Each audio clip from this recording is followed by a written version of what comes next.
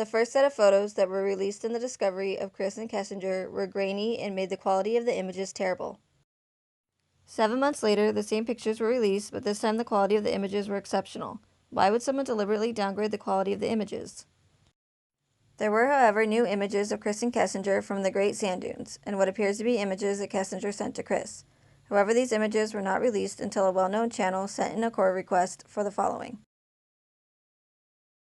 The 200 pages redacted from the discovery, interviews of key players such as Jamie Watts, Cindy Watts, and Kessinger's friend Jim, and any additional video footage.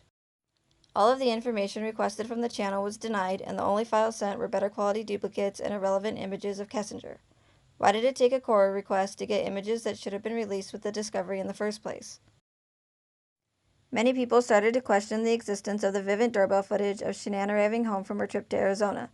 Of course, it would be HLN who would obtain the footage and subsequently release it to the public. Why did it take people questioning the video's existence for it to be released? We know from the Vivint doorbell footage that Nicole Atkinson pulled into the driveway when she dropped off Shanann. So why didn't Nate's camera pick up Nicole's car pulling in or out of the driveway?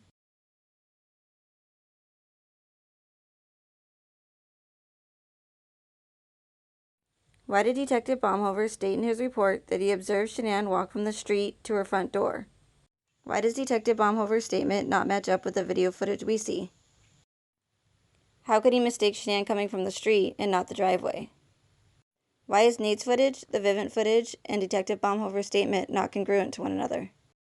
Was it a system error by Nate's camera, and did Detective Baumhover simply make a mistake? Since we don't have a Vivint timestamp, is it possible that the footage was not actually from August 13th? The following images are all potential suspects being questioned in high-profile murder cases. If you'll notice, all of the suspects are facing towards the camera. You have to ask yourself why Chris is the only one with his back facing towards the camera. This would make it quite difficult for other investigators or body language experts to analyze Chris's behavior in the future. What makes Chris different from all the other suspects who are being questioned in murder cases? Here is Chris being fingerprinted and booked into Weld County Jail. Why is he allowed to walk around with no handcuffs next to this woman? This is not someone who is being booked for shoplifting charges. This is a man who pled guilty to murdering his entire family with his bare hands. Chris could have easily grabbed either cord from the telephone and wrapped it around the woman's neck.